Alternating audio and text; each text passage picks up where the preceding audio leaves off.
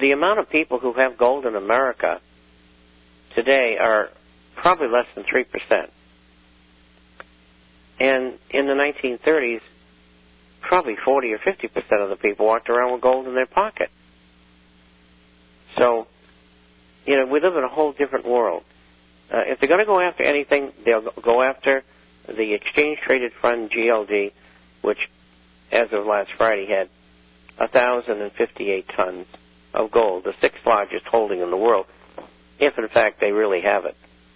And so that's what they would go after. I'm looking. Well, the going remains tough for U.S. manufacturers. They may be past the worst of this recession. I believe that was in. Do you believe that they are past the worst of this recession? I think that was a comment. Absolutely and unequivocally, no. I think we're going to have a flattening out. The GDP fall was 6.3% last December for the final quarter of the year. This first quarter will be about the same. Second quarter might be 5.5. The third and fourth quarter might be 4. This is minus now. And next year, during the first 3 quarters of the year, it might be somewhere between -4 and even. And that's because of stimulus and because of all the money that's being run into the economy. Now, after that's over, and the election's over, the stimulus will be gone, and then they'll have to start monetizing more. I think they'll monetize not $300 billion, which they're already done. Between now and the end of this year, I'm looking at $4 to $5 trillion in monetization. That's extraordinarily inflationary, even if some assets are depreciating in value. And these assets are going to continue to depreciate, not at the rate that they have before over the next year and a half, but they will still continue to do that. And then after that's over, we'll probably have 15, 20, 25% inflation over this next year and a half. And they're going to have to pour in another $20 or $30 trillion. So that's the way things are going to go. And all of a sudden, somewhere down the line, the system will blow up, and that'll be the end of it. At what point do we as retail investors just decide we've had enough of Wall Street and trade, or at what point do we pull out of the markets as we're getting slowly fleeced? Well, if you're talking about the general market today. You know, he goes on and talks about how he bought into the gold and silver back at the disgruntled gold and silver owner just because we've had this pullback, it sounds like. So go buy some more. Yeah. And if you can't buy any more, sit in what you got. We've been right all the way. You got to be patient. This is not going to be easy. You're fighting a totalitarian government. But the physical offtake all over the world is enormous, and in the final analysis, it will win out. Well, you know what's amazing about this, because, you know, he talks about being on the losing end, owning gold.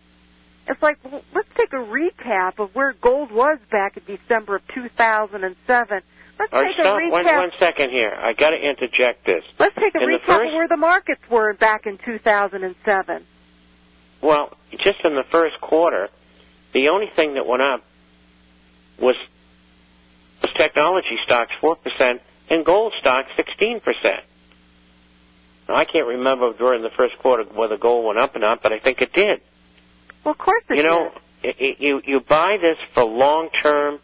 You don't think about it. You continue to hold it. And if you're incapable of doing that, sell it. Yeah. You know, we don't get paid for you to do that.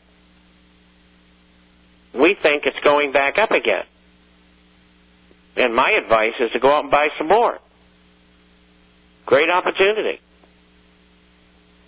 Yeah, but and I'm sorry for interrupting you, but I had to put that in there. Well, my whole point is this is December of 2007. So he's made a great profit. Well, it depends on where he bought it from. If he bought it from, some of these other places where they charge 30, 40, 50, 60, yeah, those are the crooks, So, but if you compare to see where the market was or anything else back in December of 2007, so, I mean, in order to make a true comparison, he'd have to list out each and every investment that he had in order to really look at the true facts of it. Sold-out bulls are the worst people to deal with. They don't understand conceptually that you have to be in for the long term.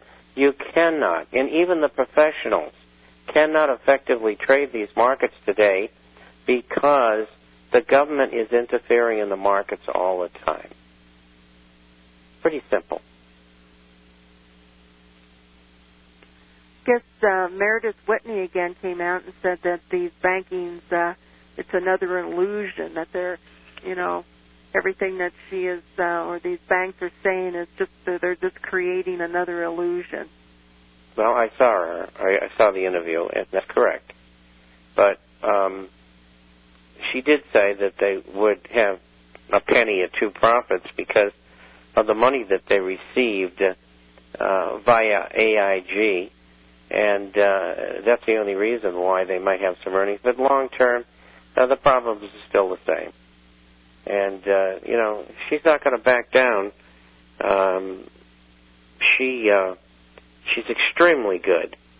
And she was the one that blew the lid off this whole thing. And so she's right, and it's going to get worse. And the financials are starting to get hit. They started last Thursday, and that's when I knew the top of the market was it, because they led the advance. I mean, there'll be some rotation here, and there'll be a little bit going back and forth, but that rally in the bear market is over. Whether it'll go to 6,600 or 7,200 on the Dow remains to be seen. None of us knows for sure. But I'll tell you one thing. Gold was taken down for a reason. There's some horrible, horrible news coming. And that's going to really hit the market. So if you're long in the general stock market, with the exception of gold and silver shares, get out. Great opportunity to get out. Yeah, Bob, what has changed? I mean, so we've had a pullback. I mean, do people It's really worse. expect things to go up on an everyday basis? I mean, what has improved? What will be improved? And because Obama was over at the G20 meeting and everybody wanted to shake his hand, I guess that really fixed things, didn't it? Didn't fix anything. No. They accomplished nothing. No. It was just a stage show and a love fest. I mean, our markets couldn't even carry through. The overseas markets were up overnight, were they not? Yeah.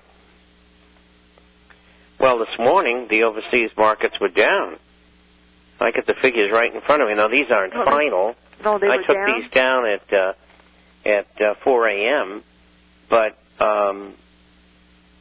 this morning the FTSE was up 53 Dow points, and then the CAC in Paris was up 33, and the DAX and Frankfurt was up 51. But they all reversed during the course of the day to minus figures. And so, and the only reason the Dow was up, the government was in there on the close. It's disgraceful. I mean, people in America should be so ashamed of their government. It's awful what these people in and behind government are doing to the American people. And they're standing there and taking it. Bob, there's always these reports, these various people. And there's some good reporters out there, some research people that have talked about silver, go after silver because it's going to have a bigger return on an investment. There's less of it. I don't know. I still haven't figured out where they've come up with that, but that there's less silver than gold, and that people should go into silver over gold. And when people finally wake up, it's going to be too late for them to get into gold, so they won't go into the silver market, and silver's going to perform greater than the gold. So it pushes people, by listening to this, it pushes people into thinking that a larger percentage of silver would be wise. Well, it's extremely speculative. It has wild swings, and most people aren't emotionally equipped for it.